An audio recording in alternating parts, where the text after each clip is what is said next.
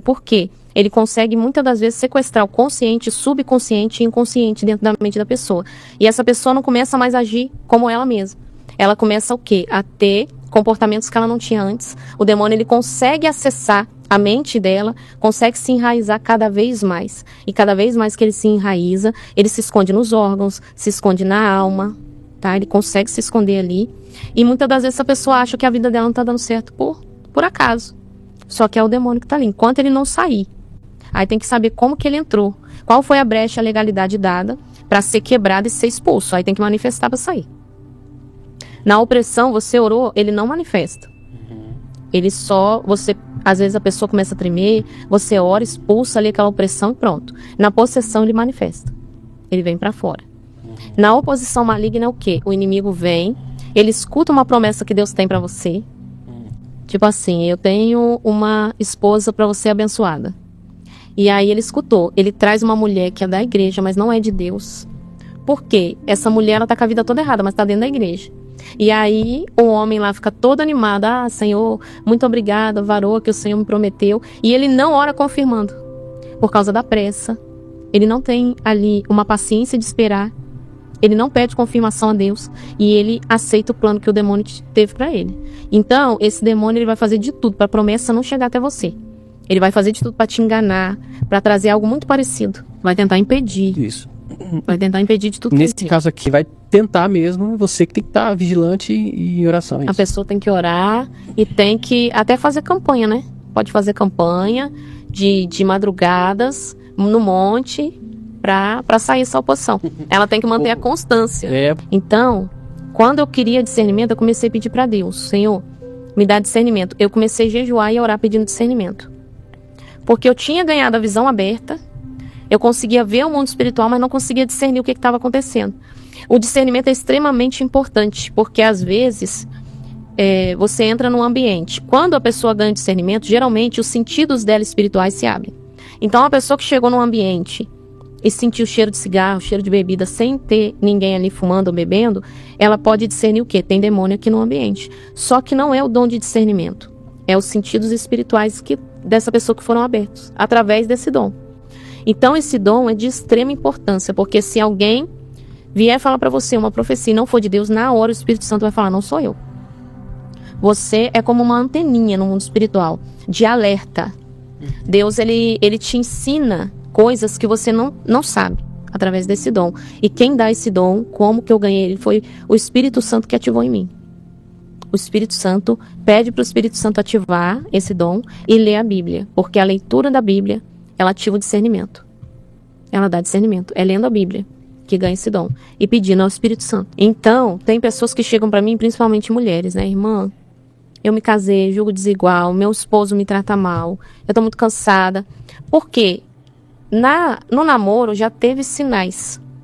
E por ser julgo desigual já é complicado, já é difícil. Nós sabemos que para a pessoa se converter é mais difícil, não é impossível, mas é mais difícil. Então, muitas das vezes as pessoas passam por algo por escolha, porque escolheu errado e isso é triste demais.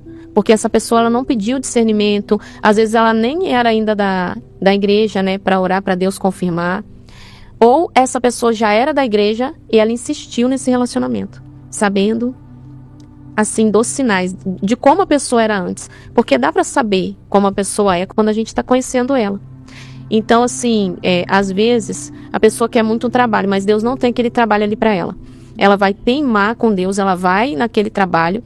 Deus tinha algo muito maior e aí vem a consequência. Tem algumas coisas que são consequências de escolha. E tem coisas que são batalha espiritual mesmo. Então, o inimigo muitas das vezes vai colocar algo que não é de Deus e depois a pessoa ainda vai culpar Deus, né? Igual, se o banco me oferece um monte de empréstimo e aí eu sei que eu não vou conseguir pagar, eu vou pegar o empréstimo que o banco me ofereceu ou não? Por quê? Como consequência, eu como cristão não posso ficar devendo. E aí eu vou ficar devendo, eu vou culpar o Senhor porque eu tô cheia de dívida. Não, isso é consequência, tem que saber discernir, né, nessa parte. A pessoa que ela não tomar água, que ela não se alimentar direito, vai ter a consequência de quê? Imunidade baixa, enfermidade. Então tem gente que não toma água, não cuida do corpo, não cuida da mente, não se alimenta direito, e aí também culpa o Senhor. quando fica doente. Acha que é espiritual e não é assim que funciona. Tem também que cuidar do corpo, beber água, se alimentar bem, fazer exercício físico. Então, o que acontece? Quando uma pessoa ela tem vários traumas do passado, ela tem feridas ainda abertas, rejeição, abandono, tem coisas que ela passou não resolvidas, isso se forma um cativeiro espiritual, tá? Às vezes essa pessoa foi traída, sofreu do adultério, sofreu um abuso na infância. E aí, eu tive uma experiência que eu visitei esses cativeiros, né? O Senhor me levou numa prisão, onde estava muito escuro, um túnel assim, e eu vi almas das pessoas presas lá, nessa prisão espiritual. E Deus falou, a alma dessas pessoas já está aqui presa. Por quê? A nossa alma ela é infinita, a nossa alma ela consegue ser fragmentada. Alguns fragmentos de alma ficam presos em cativeiros, e aí a pessoa não consegue romper. Ela não consegue romper, às vezes, na área financeira, na área sentimental, porque está em cativeiro e não sabe. Isso também faz a alma da pessoa entrar em cativeiro, tá? E, às vezes, a pessoa está em cativeiro e Deus está querendo mostrar para ela ser liberta. O que acontece? Geralmente, quem está em cativeiro espiritual começa a sentir como se ela estivesse presa, como se ela rodasse, tentasse fazer algo, sempre fizesse o máximo dela e nunca saísse do lugar. A pessoa que está em cativeiro, ela vai começar a sonhar que ela está presa, que ela está num quarto escuro. Sempre em lugares escuros, presa, ela não consegue, às vezes, ela anda e não sai do lugar. Cheia de correntes, às vezes um lugar cheio de fezes. São sonhos de quem está em cativeiro espiritual. Deus, ele avisa em sonhos, assim, as pessoas que precisam de libertação? Avisa. Ele pode dar um sonho dele, né? Quando o sonho é de Deus, nós sabemos que ele vem como aviso, algo está errado. Você nota várias coisas dentro do sonho que estão querendo te avisar alguma coisa. Você pensa assim, isso daqui está tentando me avisar algo. Algo está errado. Eu estou sendo perseguida, eu estou preso. Deus está dando esse sonho. O inimigo ele pode burlar o sonho e vir em sonhos totalmente perturbadores para tirar sua paz. Sonhos que vai ter acidentes, só que se você acreditar naquilo vai acontecer. Deus tem o jeito dele de trabalhar. E o mundo espiritual, ele é regido por leis. Deus criou leis. Então, se nós não acertarmos nessas leis, a gente errar essas leis, não cumprir, tem a consequência. Vem a consequência. O mundo espiritual, igual a Bíblia, se eu não cumprir o que está escrito aí, Satanás ele tem total acesso à minha vida. E aí Deus espera porque a Bíblia diz que quando Moisés orava, no deserto Deus respondia, Deus fazia. Deus espera a gente pedir, espera a gente falar. Espera a gente orar, a gente buscar. Porque tem gente que não quer a ajuda de Deus. Tem gente que não quer buscar de Deus, fala, eu não quero. Isso daqui não é, Deus não vai resolver. Então ele espera o nosso coração ir até ele, buscar ele, pedir ajuda, e aí ele começa a dar o quê? O que você deve fazer. Ele não vai resolver o seu problema assim, pronto, tá resolvido. Uma mágica, não. Ele vai te dar o que você vai fazer, e através daquela obediência que você tiver, o problema vai ser resolvido. Ele vai te dar estratégia. E para ter estratégia e ouvir a voz de Deus, tem que estar ligado com Deus. Às vezes Deus está falando e a pessoa não está ouvindo. Ah, Deus não me deu estratégia, não falou comigo. Você pediu discernimento dessa situação, às vezes a pessoa está orando errado. Senhor, me abençoa. Senhor, como que Deus vai abençoar se ainda tem aquela maldição para ser quebrada? Então, ela tem que saber orar e pedir, Senhor, me revela tudo que está em oculto e escondido. Começa a fazer essa oração para o Espírito Santo. Você vai ver coisa que você nem lembrava mais do passado que precisa ser quebrado. E ali Deus vai te dar discernimento de como agir e a sua vida vai dar assim uma alavancada, vai acelerar. Olha só. Acelerar. A Bíblia já diz que tem principado, que tem potestade, hoste do mal.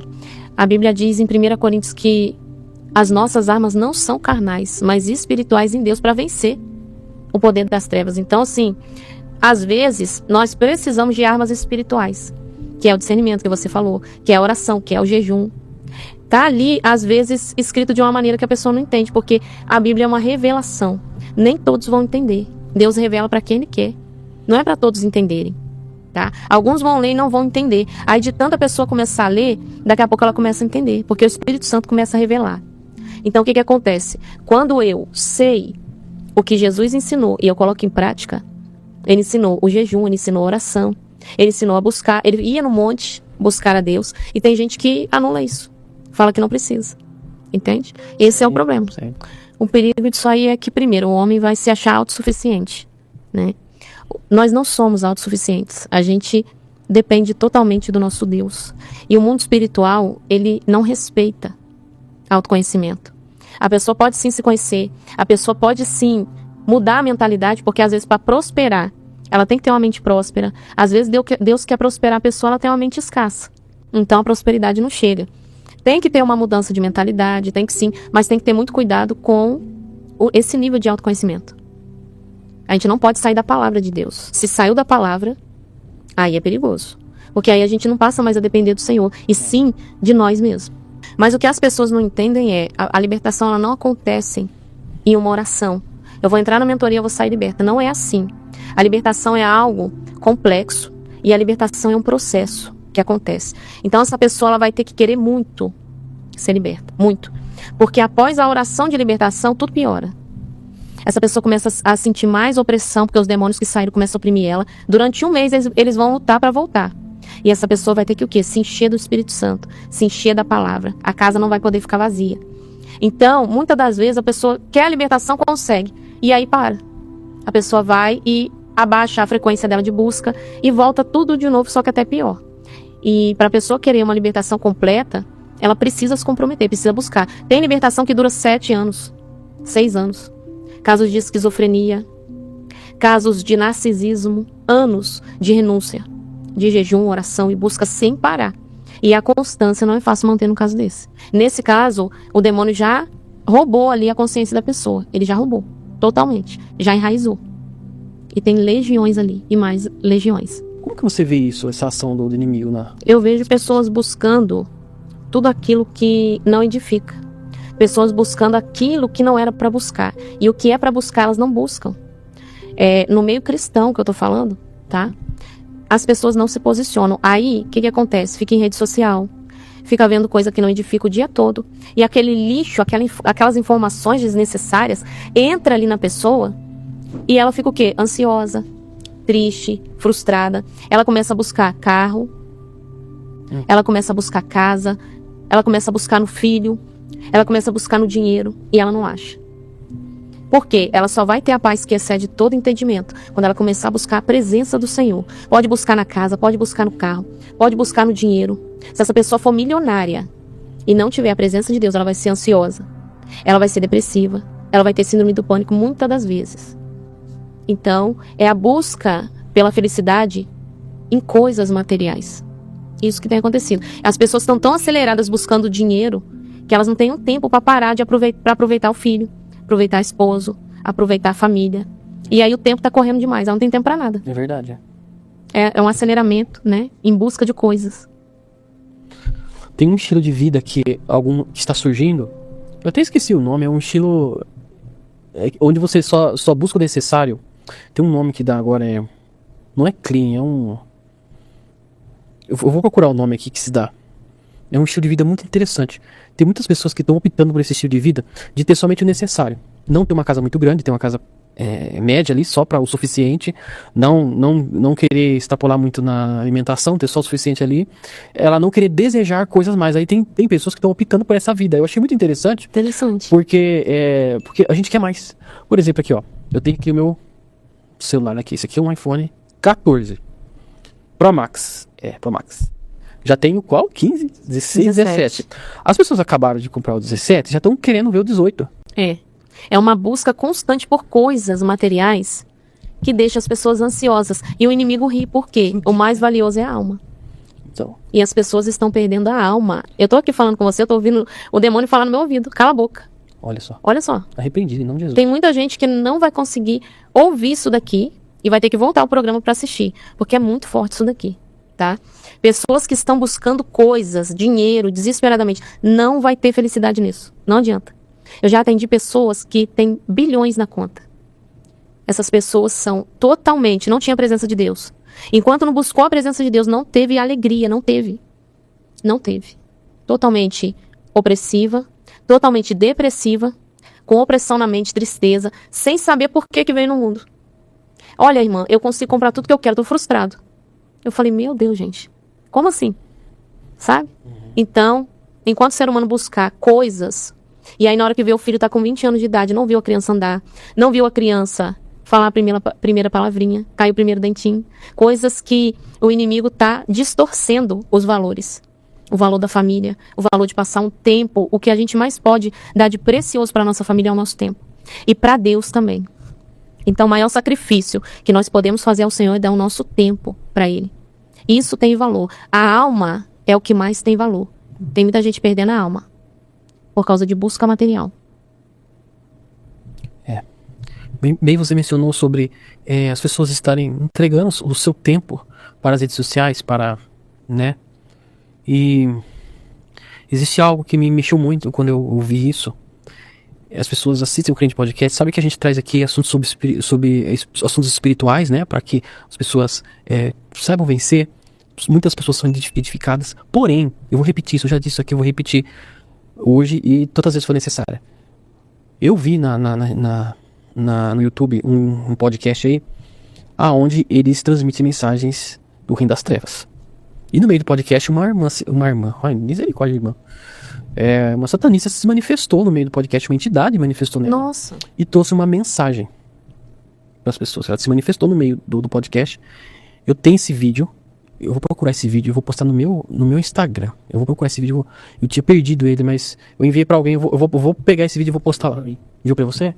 Eu vou pegar esse vídeo e vou postar para as pessoas verem. Se o pessoal quiser ver, vai lá no meu Instagram. Ela se manifestou e essa entidade disse assim na boca dela.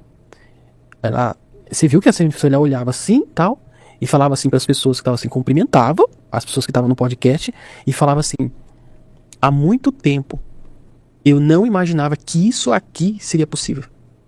Meu Deus. Ou seja, nessa palavra eu entendi o seguinte: o inimigo ele não é onipresente. Não. Só que através da tela ele não se torna. Quantas massas de pessoas ele consegue utilizar através da rede social enganando as pessoas? Sim. E ele disse mais o seguinte: continue transmitindo a mensagem, porque aonde a mensagem for, os espíritos também têm que ir. Ele disse bem assim: aonde a mensagem chegar, os espíritos têm que ir. Ele não falou os espíritos vão, os espíritos talvez vão. Aonde essa mensagem chegar, eles têm que ir. Por isso que a gente tem que ter cuidado com o que assiste. A televisão é um portal de acesso. Exato. E quando eu vi isso aí, Ana, missionária Ana, né? Eu fiquei mais motivado ainda de falar sobre esse assunto aqui, sabe? Porque as trevas estão invadindo a rede social também. Tá. Sabe? E cadê nós que somos estão ganhando muita gente. Estão ganhando gente, e não é pouco não, eu sondo por aí, né? Mas louva a Deus que Deus nos deu esse espaço, né? Pra poder estar falando. E tanta gente que nos assiste pode confiar aqui no que a gente traz, né? Que a gente fala da palavra de Deus, das coisas de Deus. Mas o Senhor falou pra mim que a gente ainda vai furar essa bolha e nós vamos chegar a essas pessoas ainda que estão assistindo essas coisas. Porque é um engano total. Olha pra onde as pessoas estão indo. Muito. Uma entidade se manifesta e fala ali e as pessoas caem naquilo, cara. Muito engano. Né? Então é algo muito importante, até mesmo você que está assistindo, acompanhar o Crente Podcast, né? Ou não tô falando que nós somos os melhores, né? Mas assim, observa o que você vai assistir. Às vezes até algumas coisas crentes também, às vezes acaba não estando de acordo, né? Sim, teve programa crente que Deus mandou eu sair. Falou, não vai assistir, que não vai te edificar. Teve um programa crente que Deus mandou eu não assistir, que não iria me edificar. Pois então. E falando das suas experiências, né, que você teve, as pessoas em casa podem testar também isso, né? Você pode fazer, porque tem gente que não concordou quando você falou que orava 3 horas da manhã, que Deus é qualquer hora, não tem esse negócio de 3 horas da manhã. Testa. Mas eu estava conversando com o Paulo aqui, agora há pouco, eu falava assim, Paulo, a gente estava conversando, eu falei, Paulo, antigamente as pessoas não eram teólogos, né, da Bíblia, mas eles tinham uma intimidade tão grande com Deus que eles falavam assim, hora de madrugada, porque de madrugada a filha é menor. Sim. A gente ouvia isso muito antigamente. Agora não. Agora, por quê? Eles tinham intimidade. Quem que direcionava eles? Eles poderiam não ter a palavra, mas eles tinham o Espírito Santo de Deus. Isso. Não que muitos não tem hoje, tem gente que tem. Mas você vê que o Espírito Santo não precisava. O mover nas igrejas diminuiu. Pela oração, pela intimidade, pela fé que eles tinham, o Espírito Santo ensinava. A gente já não vê tanto milagre. Então. A gente já não vê tanto mover, tanta presença. Porque a busca diminuiu. A oração, tinha igrejinha que eu ia com a minha avó antigamente, e era 4 horas de oração. Os irmãos orando, de mão dada. Tinha o dia da oração, as irmãzinhas do coque lá. Meu Deus, sai de baixo. Era assim. E oravam de madrugada e tinham várias experiências com Deus. Coisa de elas estarem orando e o copo estourar em cima da pia. Coisas assim sobrenaturais. E hoje a gente já não vê tanto. Que ficou mais... Querem ir mais pra porta estreita, né? Porta larga, quer dizer. Eu faço de segunda a sexta a oração das 3. Então, e você bem comentou nos últimos episódios sobre essa questão de horários, né? O horário é meia-noite, às 3 horas. Isso. E qual que é o outro horário que você falou? 3 da manhã, 3 da manhã. 9... 3 da manhã, 6 da manhã, 9 da manhã, meio-dia, 3 da tarde, 6 da tarde, 9 da noite e meia-noite. Então são A 8 cada horas. 3 horas. Verdade, a cada 3 horas. Por que muda? Por que algo acontece assim, nesses horários, a cada 3 horas? A cada 3 horas abre um portal onde tudo fica mais intenso. Então, qualquer horário que a gente orar, Deus vai ouvir, Deus vai fazer. Só que quando a gente ora estratégico, com horário, ontem eu tive um testemunho no meu celular.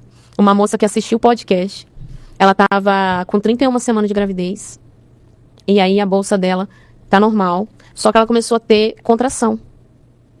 E ela viu o espírito da morte, e Deus falou, repreende, ela repreendeu. E ela estava com uma infecção muito alta, tinha que fazer o parto dela. E ela começou a seguir os horários de oração, que ela lembrou do podcast. Começou a seguir os horários, começou a orar a noite toda, repreendeu o espírito da morte. Meia-noite, 3 horas da manhã, ela começou a orar por batalha espiritual, por libertação. Meio-dia, ela orou por livramento da filhinha dela. E ali, ela teve um testemunho que a bolsa dela não rompeu e ela parou de ter contração. A infecção sumiu, coisa que era impossível sem ela tomar medicamento. Sumiu, assim, no período de tempo da noite pro dia. E ela está normal, ela está sob observação, mas graças a Deus o bebê não nasceu ainda. Então, assim, ela falou, Ana, eu vi o poder de orar nos horários proféticos, né? Meio-dia a gente ora, repreendendo a morte, porque meio-dia o espírito da morte passa. Então, no Salmo 91 a gente vê o espírito da morte que assola ao meio-dia, né? Uhum. Deus, ele dá várias coisas na palavra que tem gente que não entende. Então, assim, tem 6 da tarde que a gente ora por gratidão, apresenta o altar da nossa casa, meia-noite ora por libertação de alguém que precisa de libertação, mas para manifestar demônio, para ter autoridade, é 3 da manhã. 3 da manhã a gente ora para manifestar demônio, para ganhar autoridade no mundo espiritual. E tem a troca de anjos ali 3 da manhã, porque eu já vi. Eu estou orando 3 da manhã, às vezes o Senhor abre minha visão, eu vejo saindo um anjo e entrando outro. Eles são extremamente organizados, assim como no reino das trevas, que imita o reino de Deus, também é organizado. Nessa hora há uma batalha no mundo espiritual, 3 da manhã. Quando há a troca de anjos. Os demônios, eles tentam contra a nossa vida, eles tentam nos atacar ainda mais. Então o que acontece? Deus, ele desce essa hora, a presença de Deus desce e vai visitar cada um às 3 da manhã e ver o que você fez para ele no seu dia. O que você fez o dia todo. Ali ele recolhe tudo que você fez e abençoa você. Você ganha conforme foi o seu dia de busca. Então muita gente não recebe a bênção porque nessa hora está dormindo. Não fez nada para Deus o dia todo. 3 da manhã, está dormindo. E pela misericórdia dele, tem a troca de anjo, mas o inimigo não toca. Às vezes o inimigo consegue trazer um sono perturbador, a pessoa não consegue dormir bem, porque não busca. E os horários de oração são muito importantes. 9 da manhã, orar pela empresa. A minha empresa, ela não está indo bem. Orar por negócios, empresas. Então tem ali as estratégias. Então tem também cada horário uma estratégia. Para um pedido específico. Isso. Entendi. Entendeu? Bem. E das mentorias você ensina as pessoas a fazerem. Entendi. Falando sobre fortalezas mentais, né? Que tipo de pensamentos se tornam tronos na nossa vida? Fortalezas mentais. Pensamentos que se tornam tronos. Se tornam tronos. Isso. Quando o nosso pensamento, ele não é mais regido pelo Espírito Santo, o que acontece? O demônio, ele tenta lançar soberba, ele tenta lançar arrogância.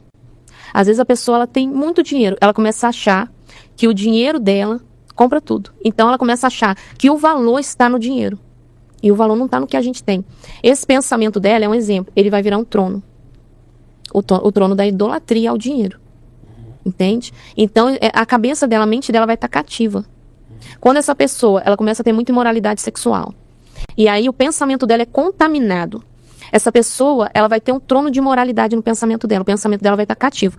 Ela vai começar a ter o quê? Se ela se converter, aquela sujeira ali dentro da mente dela vai ter que ser limpa, ela vai ter que renunciar e vai ter que pedir para Deus arrancar tudo que ficou dentro da mente dela de contaminação. Porque senão ela vai começar a orar, ela vai começar a ter pensamentos ilícitos na hora da oração e é onde o diabo atrapalha ela. Não quer que ela ora, jejua e lança aquela imagem na mente dela na hora. Entende? Entendi. Vamos falar um pouquinho sobre jejum? né? Qual é a maneira correta de você fazer o jejum para que ele seja estratégico, não seja só um momento de passar fome, né? Sim, o jejum ele tem que ser espiritual. Tem gente que pede coisas materiais no jejum e acontece. Não é uma troca, não é uma barganha. Só que eu já vi pela fé da pessoa, Deus conceder aquele pedido ali. Só que o jejum correto é o quê? A pessoa ela vai pedir intimidade com o Espírito Santo, ela vai pedir autoridade, ela vai pedir unção, ela vai pedir algum dom. Então, o jejum espiritual que realmente funciona e que dá ali no mundo espiritual aquele avanço é esse, pedir coisas espirituais. Então, eu vou tirar um tempo para eu ficar sem comer nada e sem beber nada, que é o jejum total. Ou sem comer nada, podendo beber água, podendo beber um golinho de café com pouco açúcar, um suco natural, um chá, que é o jejum parcial. Quando essa pessoa fica muito tempo no líquido, ela pode fazer o jejum parcial bebendo essas coisas assim. Mas o açúcar não é recomendado, porque ele aumenta o sofrimento na hora do jejum. Por que ele aumenta o sofrimento, né? Por causa dos compostos que ele tem, né? Ele aumenta o sofrimento na hora do jejum, o açúcar. Ele traz uma vontade de comer mais forte. Ah, entendi. Então não é muito bom, né? É. Como que você indica, assim, ó, alguém que nunca fez jejum vai fazer pela primeira vez? Como que você orienta ela a fazer? Eu fazia uma vez na semana. Então, eu escolhia dia. Eu colocava assim, toda segunda eu vou estar de jejum. Tá. O que eu fazia? De 6 da manhã às 9h30, 10 horas da manhã no máximo, porque eu não aguentava passar disso. Então, eu tomava água de 6 até 9h30, 10 horas da manhã. E não comia nada. Falava, Senhor, eu tô fazendo jejum de teste. Se caso eu comer, me perdoa. Porque a pessoa come e ela para. Ela não deve parar. Pedir perdão para Deus e continuar. Se alguém te irritar no jejum, não pare.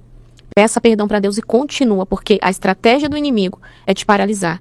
Se você parar toda vez que você errar, você nunca vai conseguir romper. Por isso que muita gente não rompe. Importante isso aí. Muito. Eu já fiz jejum e parei. Não é... Entendi, olha só, tá vendo? É quando o inimigo usa pessoas para te irritar. E aí geralmente começa a ter sonhos com perseguição. E quando o marido faz jejum e a esposa irrita? Como que faz? Quando o inimigo usa o próprio. Aí coloca a esposa dentro do jejum. Coloca assim, Senhor, blinda a mente da minha esposa, do meu esposo, através desse jejum. Pede uma blindagem para ela, toda vez que for jejuar. Porque os que mais vão ser usados para nos irritar é quem tá próximo de nós. Aí teve uma moça numa live minha esses dias que perguntou assim, irmã Ana, se você ficar irritada no jejum, você para o jejum? Eu falei, irmã, se eu parar o jejum cada vez que eu me irrito, que eu zango com uma criança, eu não vou jejuar nunca. Porque eu tenho 3 filhos. Eu tenho um marido dentro de casa 24 horas comigo. Eu tenho 2 cachorros. Então, assim... Às vezes a pessoa trabalha num tem um emprego que é estressante, né? Sim. E o inimigo vai usar quem tá próximo. Eu tive uma experiência que eu tava no jejum de 40 dias. O meu filho não sabia. Quando eu cheguei no dia 38, ele me irritou tanto que eu peguei o chinelo e dei uma nele. E aí, a hora que eu dei uma chinelada nele, sabe o que ele fez? Ele olhou pra mim e falou assim, mas você não tava de jejum? Pode parar seu jejum. Pode parar seu jejum. Eu falei, capiroto, é você, né? Eu falei, agora eu vou dar mais 3. Mas... Não é? Isso aí. Pai, Filho e Espírito Santo. E eu falei assim, gente, como que ele sabia? Ele não sabia que eu tava de jejum. Eu falei, então, eu vou terminar o meu jejum de 40 dias... E eu sei que você vai cair por terra. Eu não parei. Eu ajoelhei e pedi perdão pra Deus, porque eu me irritei com a criança. Gente, acontece, é normal. Acontece, tá? É o que mais acontece. Eu saía de jejum, lá no meu trabalho dava tudo errado. Todo mundo tentando me irritar. Eu falei assim, eu não pedi sabedoria no jejum, pelo amor de Deus. Para de trazer problema pra eu resolver. Porque era tanto problema que a gente pensa em desistir. Mas o segredo é o quê? Tiago 4,7. Submetei-vos a Deus e resistir ao diabo que ele vai fugir. Eu catei o meu filho, sentei ele... Orei, falei em nome de Jesus, Senhor, toda resistência na mente, todo ataque. E comecei a guerrear. E aí finalizei os 40 dias. Foi quando meu ministério começou a ser ativado. Após isso, meu ministério foi ativado. Então, assim, é muito sério. A gente ri tudo porque, assim, as pessoas são usadas. As situações ocorrem dentro do nosso lar? São usadas. São. E você acha prudente avisar o cônjuge? Eu vou jejuar esse dia aqui. Não é necessário, não. Não? O demônio já sabe, já. Não precisa nem avisar, o demônio já vai saber, já que você tá de jejum. O mundo espiritual já começa a se movimentar, e aí ele já vê que você entrou em jejum. Quando a gente entra em jejum, uma luz se acende, o fogo do Espírito Santo se acende dentro de nós. Eu já tive experiência de estar na mentoria de jejum, o demônio não olha pra mim e ele fala, tem uma luz em você que eu não consigo te olhar. Quando eu estou em jejum, isso acontece.